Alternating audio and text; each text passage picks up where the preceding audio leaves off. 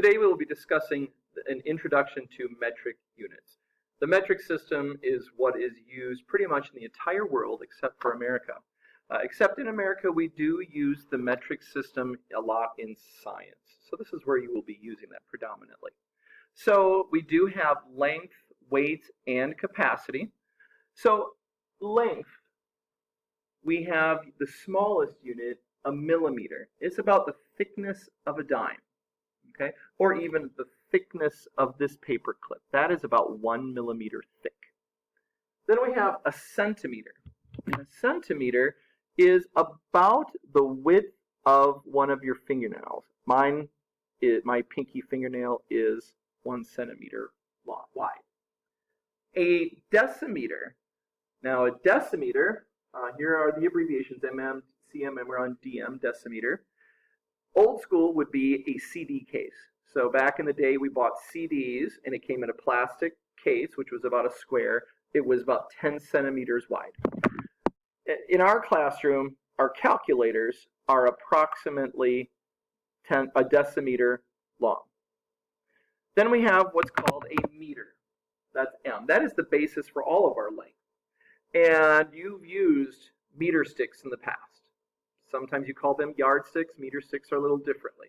So this is the basis of all of our length in the metric system.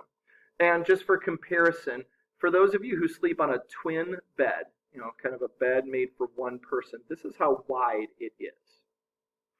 Then we have what's called a kilometer, or some people say kilometer.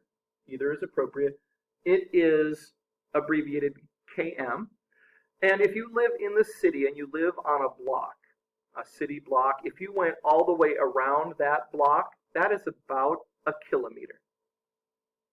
Then we have what's called mass. Mass is very closely related to weight. We just call it mass. It has a little bit of a difference, but we're not going to worry about that right now. So you could use mass or weight. A milligram is abbreviated mg, and you see this a lot in medicine. So if you take a medicine and you have a certain milligram that you take, that's the amount, that's the weight of the actual medicine that is in your pill, if you take a pill. A milligram weighs about what an ant weighs. So an ant crawling around on the ground weighs about a milligram. Then we have a gram. That is abbreviated G. And a gram weighs about what a paperclip does. That weighs about a gram, not very much. And then a kilogram is kg. In the metric system, that's what you would weigh your own body weight in kilograms. And a kilogram weighs about what a textbook weighs. This one, our math textbook that you don't carry around with you, good for you, because you have a Chromebook, but this textbook weighs a little more than a kilogram, just to let you know. Then we have capacity, in other words, volume, how much you could fill into something. We have what's called a milliliter, and ml is the abbreviation. And we usually have a capital L. That looks kind of weird, but the reason we do that is if we wrote M and then a printed lowercase l, that kind of looks like M1. So that makes kind of no sense.